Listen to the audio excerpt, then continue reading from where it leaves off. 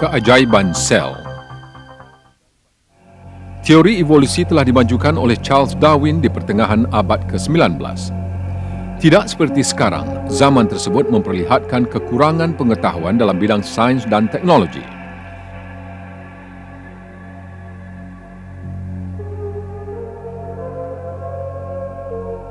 Ahli sains abad ke-19 terpaksa bekerja di dalam makmal biasa dengan menggunakan peralatan primitif.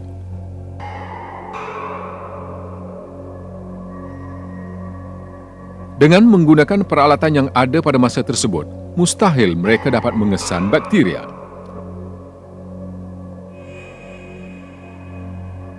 Lagipun, para saintis masih dipengaruhi oleh banyak kepercayaan karut yang diamalkan sejak zaman pertengahan.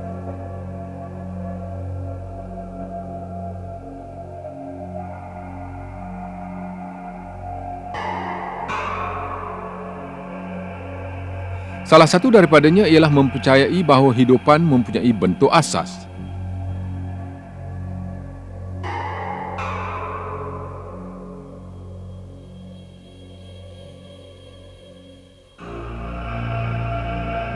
Sejak zaman Aristotle lagi, kepercayaan ini menunjukkan bahawa hidupan wujud secara kebetulan, hasil pengumpulan jizim, bukan hidup dalam persekitaran yang lembap.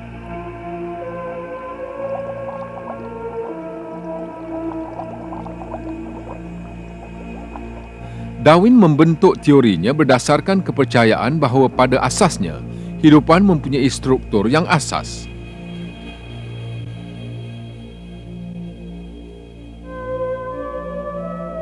Ahli biologi yang lain yang menerima dan membela teori Darwin bersependapat dengannya.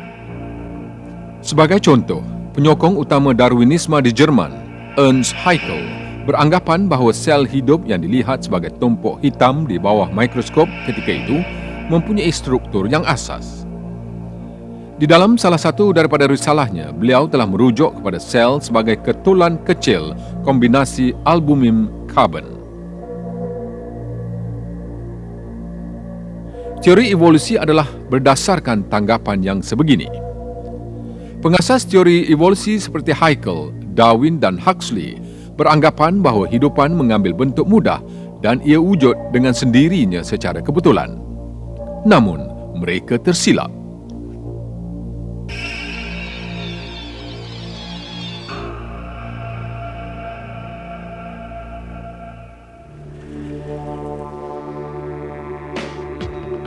Satu setengah abad semenjak zaman Darwin, beberapa langkah besar telah diambil dalam bidang sains dan teknologi.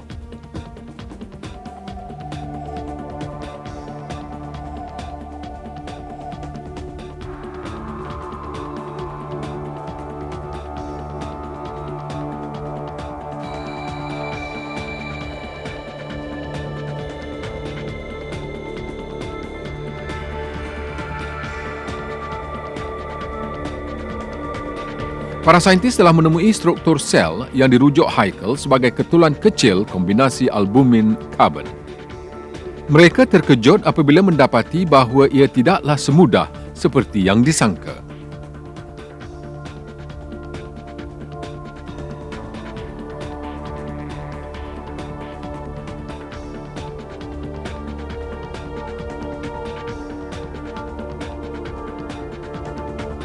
Sel didapati mempunyai sistem yang amat kompleks yang tidak mungkin dapat dibayangkan pada zaman Darwin.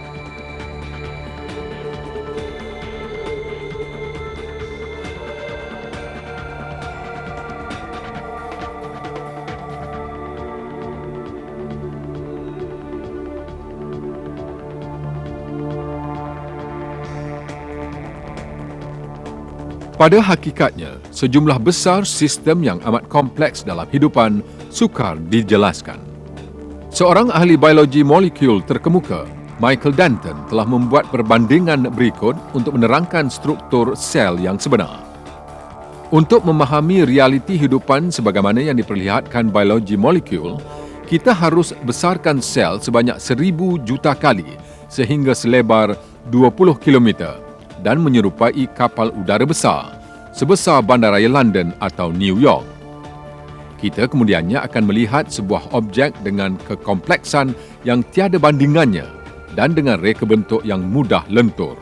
Di permukaan sel, kita dapat melihat berjuta-juta lubang, umpama tingkap magem kapal angkasa yang besar, yang membuka dan menutup bagi membolehkan pengaliran berterusan bahan ke dalam dan keluar.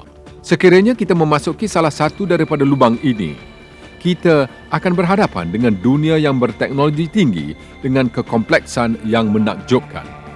Sekarang mari kita bayangkan perbandingan kapal angkasa Profesor Denton dan lihat bagaimana kompleksnya sel tersebut. Perjalanan kita bermula dengan hormon yang mencari sel yang sesuai untuk dirinya.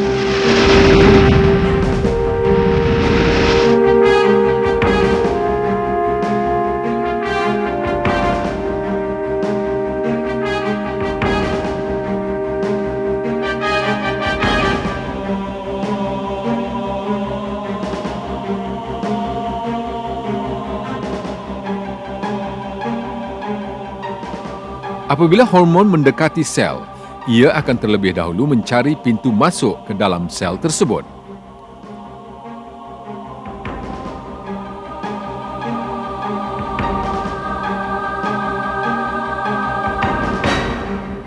Pintu sel sangat memilih dalam cara ia beroperasi. Setiap molekul yang berhenti di pintu diperiksa untuk memastikan sama ada ia berguna kepada sel atau tidak. Pintu tersebut hanya akan buka untuk sel yang berguna.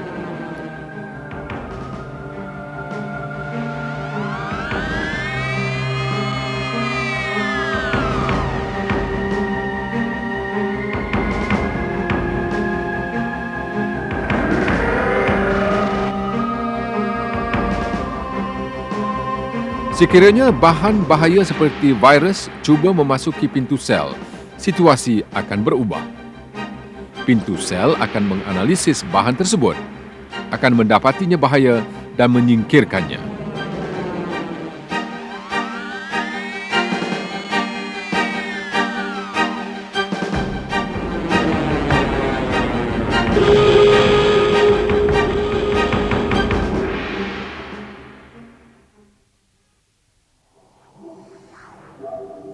Apabila kita memasuki sel, kita akan menyaksikan teknologi serta kekompleksan yang menakjubkan sebagaimana yang diterangkan Profesor Denton.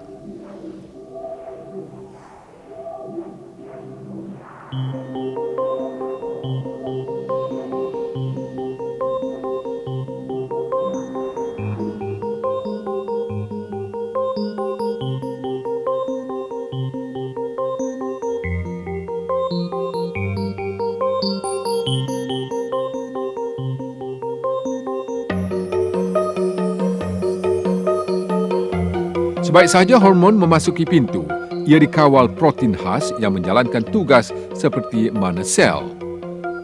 Protein ini dipanggil enzim.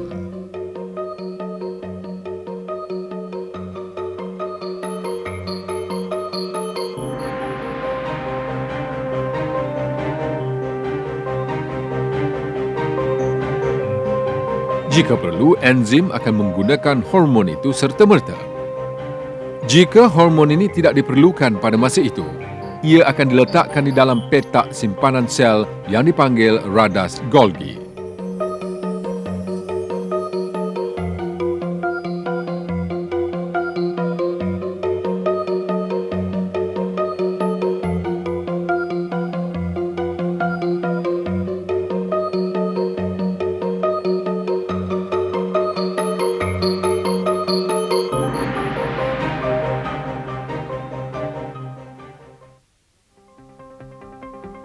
Beberapa molekul seperti insulin yang membawa molekul gula adalah terlalu besar untuk melalui pintu sel.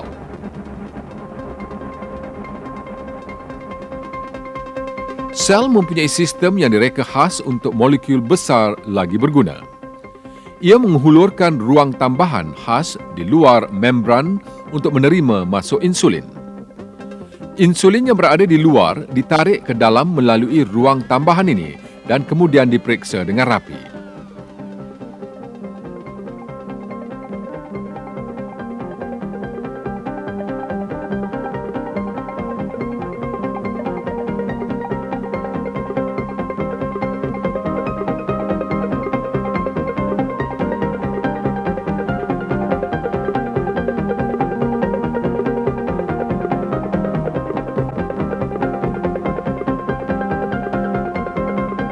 Sesudah ia berada di dalam, enzim pembawa khas akan mengumpul molekul gula di atas insulin dengan cermatnya. Enzim akan menyalurkan molekul gula yang ia terima daripada insulin ke mitokondria yang merupakan loji janakuasa sel.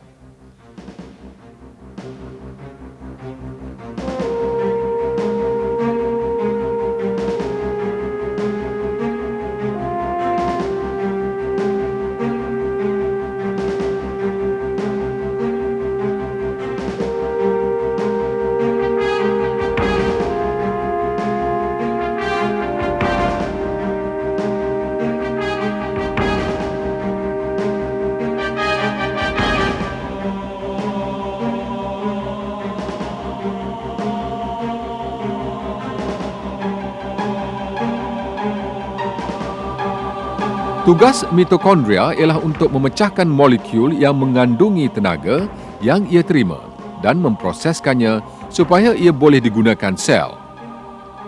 Pak tenaga ATP yang dihasilkan akibat reaksi rumit dalam mitokondria dihantar ke petak sel yang berkaitan melalui mekanisme yang juga cukup sempurna.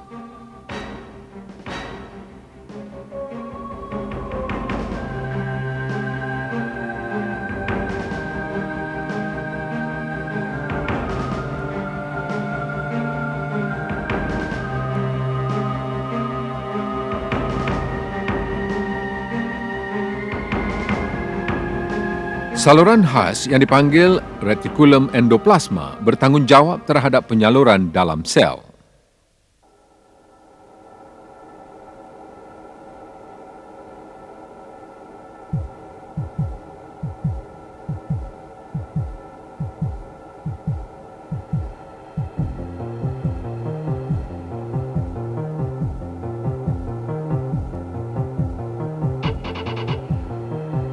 Nukleus yang merupakan pusat pemprosesan maklumat besar menjadi nadi sistem sel yang rumit ini.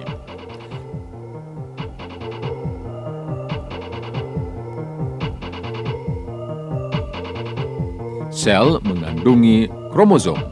Setiap satunya merupakan bank data yang besar.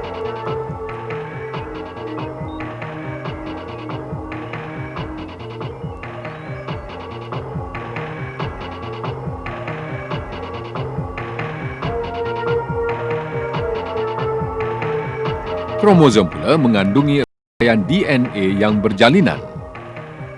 Pelan terperinci ke semua sistem dalam sel dikodkan di dalam rangkaian DNA ini.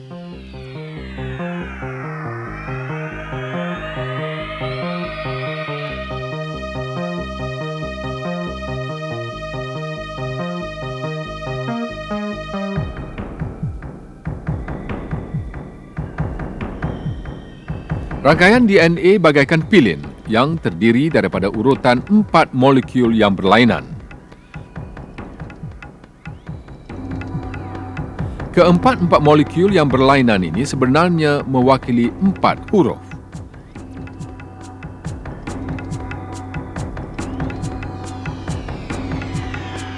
Kerana huruf inilah banyak maklumat yang boleh dimuatkan ke dalam ratusan jilid ensiklopedia dikodkan di dalam molekul DNA.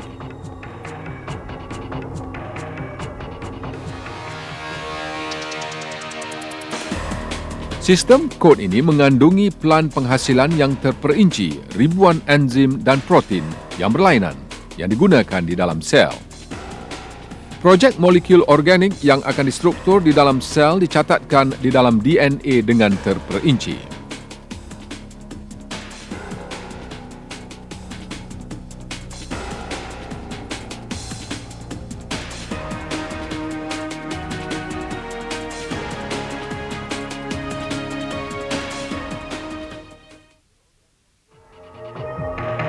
Penghasilan molekul organik seperti protein bermula dengan pengenalan gene yang terkandung di dalam maklumat yang diperlukan di kalangan DNA yang dijumpai di dalam kromosom.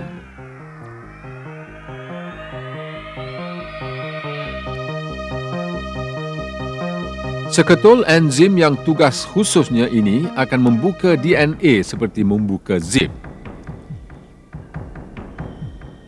Kemudian datang pula sekumpulan enzim yang lain, lalu menceraikan kepingan DNA kepada dua. Enzim yang satu lagi naik ke salah satu daripada bahagian tersebut dan dengan cepatnya membaca dan meniru data yang dikodkan di sana. Sekarang satu salinan pelan penghasilan yang cukup sempurna di dalam DNA diperolehi. Setelah salinan tersebut selesai, enzim akan menutup DNA dan mengekalkannya di dalam keadaan asal. Salinan yang dihasilkan daripada DNA dipanggil penghantar RNA. Penghantar RNA mengandungi pelan penghasilan protein yang diperlukan untuk sel.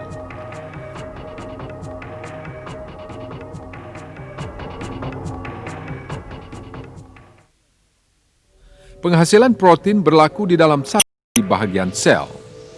Struktur ini yang juga dipanggil kilang sel ialah ribosom. Terdapat satu sistem penghasilan yang sempurna dalam ribosom.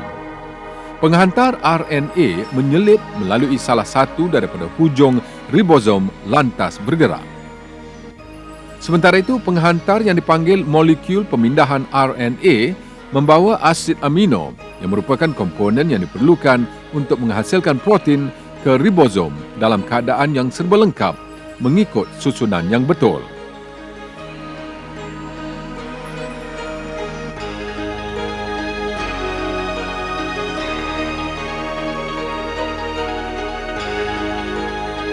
Asid amino yang dibawa ke sini bercantum mengikut susunan yang betul, semuanya kerana kod pada penghantar RNA.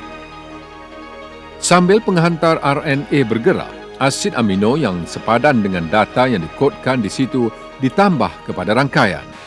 Hasilnya ialah protein baru.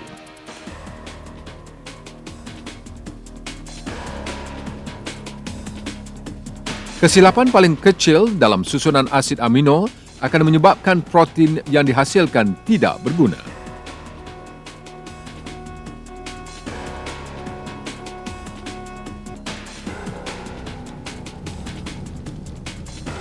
Namun, kesilapan yang seperti ini tidak pernah berlaku. Sebaik sahaja penghasilan selesai, protein akan meninggalkan ribosom untuk menjalankan tugasnya.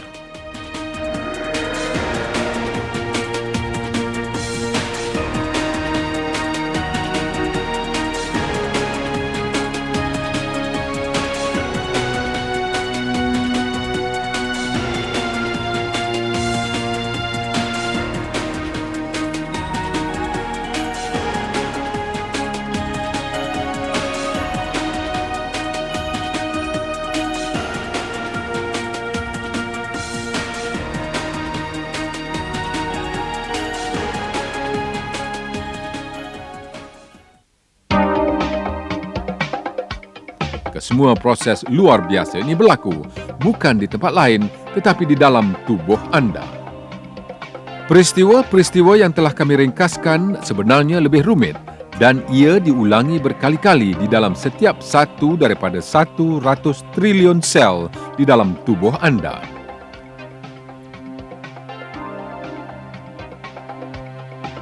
Sel yang dahulunya dianggap ketulan kecil, kombinasi albumin karbon oleh pengasas teori evolusi mempunyai reka bentuk yang luar biasa.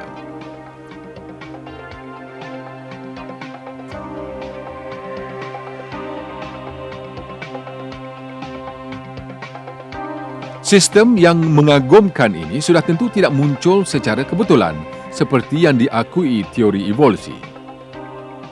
Apabila data terperinci biologi sel ditunjukkan dan difahami, teori evolusi menerima pukulan yang hebat.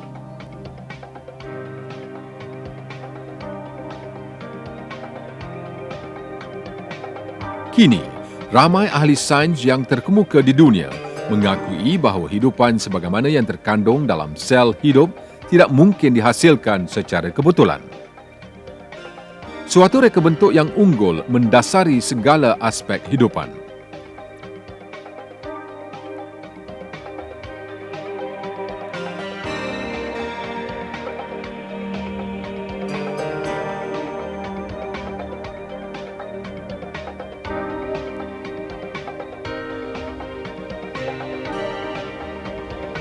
Salah seorang daripada ahli sains ini ialah Michael Behe, seorang profesor Amerika yang terkenal dalam bidang biokimia.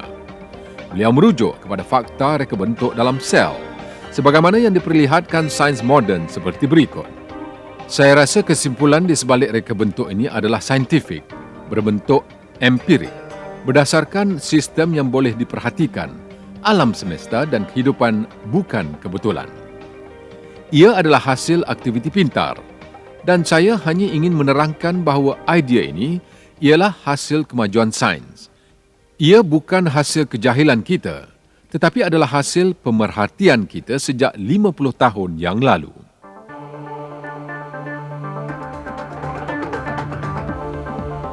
Sememangnya sains telah menunjukkan bahawa semua makhluk wujud akibat penciptaan yang diatur. Selain gagal menerangkan sistem kompleks dalam setiap sel hidup, teori evolusi juga gagal menerangkan reka bentuk dalam jasad benda hidup. Sebagai contoh, aerodinamik sayap burung, kaedah memburu laba-laba yang menakjubkan, seekor serangga yang menyamar dengan meniru warna daun, corak mata pada sayap kupu-kupu, atau rasa belas kasihan di kalangan haiwan. Hidupan yang diatur dengan cukup sempurna sudah semestinya hasil penciptaan Maha Pencipta.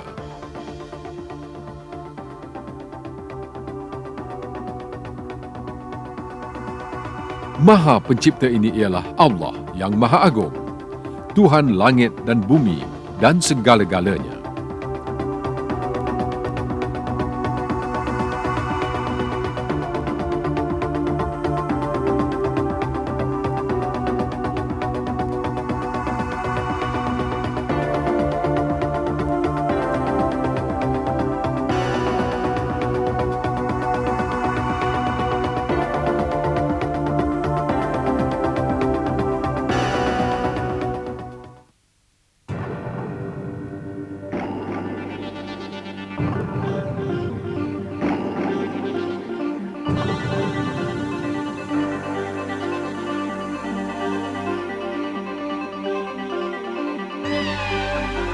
Apabila anda melihat di sekeliling, di luar dan merentasi tanah lapang, anda akan melihat objek yang terjauh dan terdekat yang beraneka warna, bentuk dan saiz.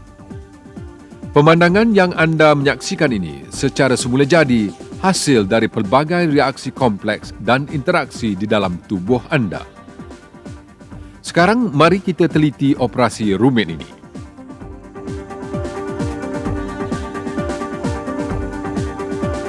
Mata manusia mempunyai mekanisme automatik yang bergerak sempurna. Ia terdiri daripada kombinasi 40 bahagian asas yang berlainan dan kesemua bahagian ini mempunyai fungsi kritikal dalam proses penglihatan. Sebarang kecacatan atau kekurangan yang menimpa salah satu daripada bahagian-bahagian ini akan menggugat penglihatan. Lapisan lot sinar di hadapan mata ialah kornea. Di belakangnya pula ialah iris.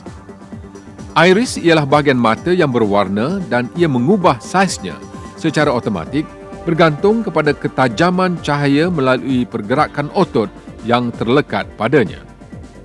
Sebagai contoh, sekiranya kita berada di dalam tempat gelap, iris mengembang untuk menerima masuk seberapa banyak cahaya yang boleh. Di bawah cahaya terang, ia mengecut untuk mengurangkan jumlah cahaya yang masuk ke dalam mata. Sistem penyesuaian automatik di dalam iris berfungsi seperti berikut. Sebaik sahaja cahaya memasuki mata, impuls saraf bergerak ke otak dan memberi maklumat tentang kehadiran cahaya serta tahap terangnya. Otak dengan serta-merta akan menghantar balik isyarat dan menentukan banyak mana otot di sekitar iris yang akan mengecut. Satu lagi mekanisme mata yang turut menggunakan struktur ini ialah kanta. Tugas kanta ialah untuk menumpukan cahaya yang jatuh ke mata ke atas lapisan retina di belakang mata. Disebabkan pergerakan otot di sekitar kanta, pancaran cahaya yang memasuki mata dari sudut dan jarak yang berlainan sentiasa tertumpu di atas retina.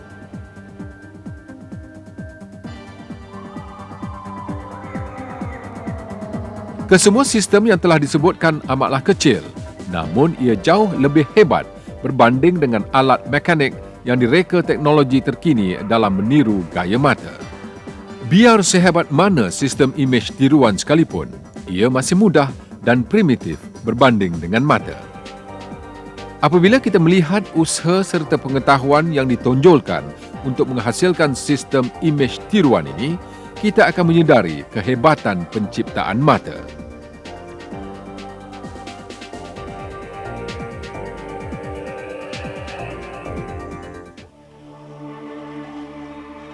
Dengan meneliti seketul sel di dalam mata di bawah mikroskop, ia akan melihat kehebatan penciptaan ini dengan lebih mendalam.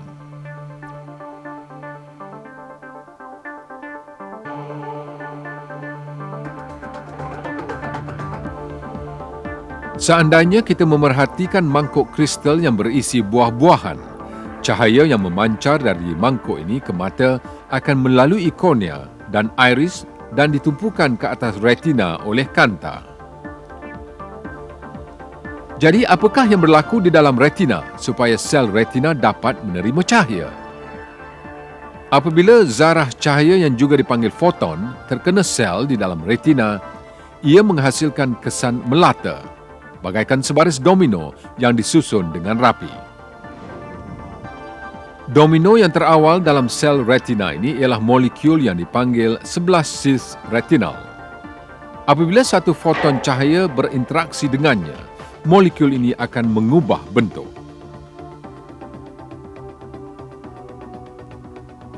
Ini juga akan mengubah bentuk satu lagi protein, iaitu rhodopsin yang terikat dengannya. Sekarang rhodopsin akan mengubah bentuk bagi membolehkannya terikat dengan protein lain yang dipanggil transdusin yang sudah pun berada di dalam sel namun tidak berinteraksi oleh kerana bentuk dan keserasiannya. Selepas penyatuan ini, satu lagi molekul yang dipanggil GTP turut serta dalam kumpulan ini. Kini dua protein, rhodopsin dan transdusin dan seketul molekul kimia yang dipanggil GTP saling terikat. Namun proses ini baru bermula. Sebatian yang dipanggil GTP kini mempunyai bentuk yang sesuai untuk mengikat protein lain yang dipanggil fosfodiesterase yang sentiasa wujud di dalam sel. Selepas perikatan ini, bentuk molekul yang tercipta akan menggerakkan mekanisme yang memulakan satu siri reaksi kimia di dalam sel. Mekanisme ini mengubah tumpuan penghantaran di dalam sel dan menghasilkan tenaga elektrik. Tenaga ini merangsangkan saraf yang terletak di belakang sel retina. Akibatnya, imej yang disalurkan ke mata sebagai sefoton cahaya memulakan perjalanan dalam bentuk isyarat elektrik. Isyarat ini mengandungi maklumat visual tentang objek luar. Untuk membolehkan penglihatan, isyarat elektrik yang dihasilkan dalam sel retina harus disalurkan ke pusat penglihatan di dalam otak. Sel saraf walau bagaimanapun tidak mempunyai kaitan di antara satu sama lain.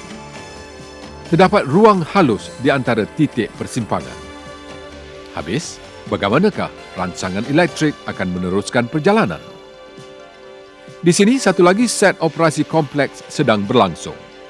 Tenaga elektrik bertukar ke tenaga kimia tanpa kehilangan sebarang maklumat yang dibawa bersamanya dan dengan cara ini, maklumat ini disalurkan dari satu saraf ke saraf yang lain. Pembawa kimia yang berada di titik persimpangan sel saraf berjaya menyalurkan maklumat yang terkandung di dalam rangsangan yang datang dari mata dari satu saraf ke saraf yang lain. Setelah dipindahkan ke saraf yang berikut, rangsangan tersebut sekali lagi ditukarkan ke isyarat elektrik dan kemudian meneruskan perjalanan sehingga ia sampai ke titik persimpangan lain. Isyarat tersebut yang bergerak ke pusat penglihatan di dalam otak melalui cara ini dibandingkan dengan maklumat di dalam pusat ingatan dan seterusnya imej tersebut diinterpretasikan. Akhirnya kita melihat semangkuk buah-buahan yang telah pun kita lihat terdahulu. Semua kerana sistem yang cukup sempurna ini yang terdiri daripada butir-butir yang beratus-ratus bilangannya. Kesemua operasi yang menakjubkan ini berlaku dalam masa kurang dari sesaat. Oleh kerana aksi penglihatan berlaku secara berterusan, sistem ini terus mengulangi langkah-langkah tersebut. Sebagai contoh, molekul yang memainkan peranan dalam reaksi berterusan di dalam mata dikekalkan dalam keadaan asal pada setiap masa dan reaksi-reaksi tersebut bermula sekali lagi.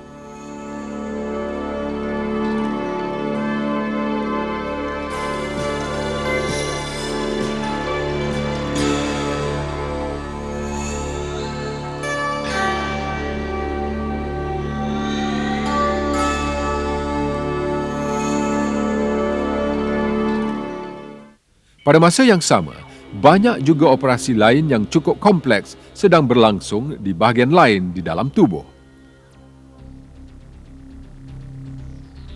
Serentak dengan ini, kita dapat mendengar bunyi imej yang sedang kita tonton. Kita dapat menghidu, merasai serta menyentuhinya bergantung kepada keadaan. Sementara itu, berjuta-juta operasi serta reaksi yang lain seharusnya berterusan tanpa gangguan di dalam tubuh kita seandainya kita terus hidup.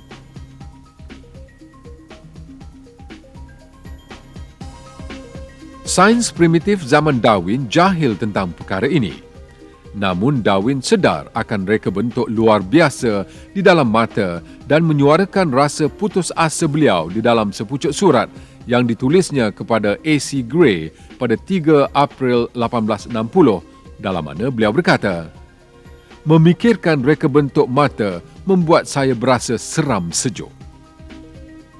Darwin tentu tidak akan menyangka bahawa sifat biokimia mata yang telah ditemui sains moden akan membawa pukulan hebat yang tidak diduga kepada teori Darwinism.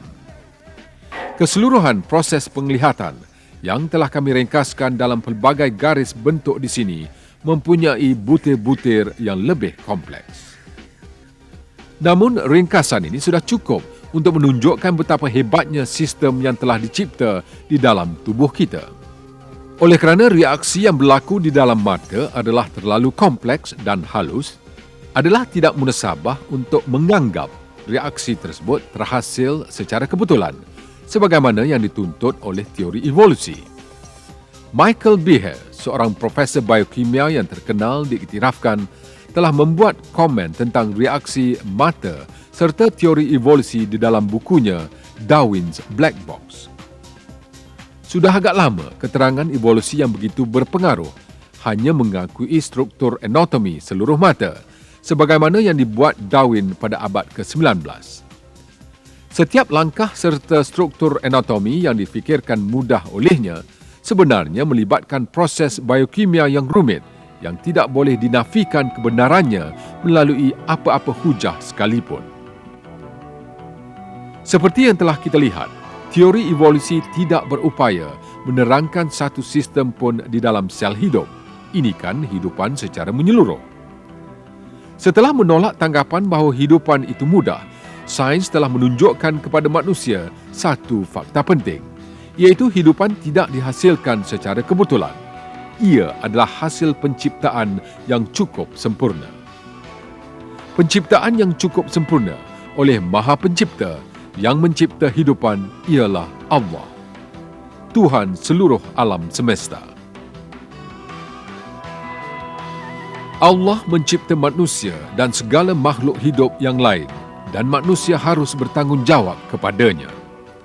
Allah mengingatkan manusia tentang kebenarannya di dalam Quran. Dan dialah jua yang mengadakan bagi kamu pendengaran dan penglihatan serta hati untuk kamu bersyukur, tetapi amatlah sedikit kamu bersyukur. Malaikat itu menjawab, Maha suci Engkau, Ya Allah. Kami tidak mempunyai pengetahuan selain dari apa yang engkau ajarkan kepada kami.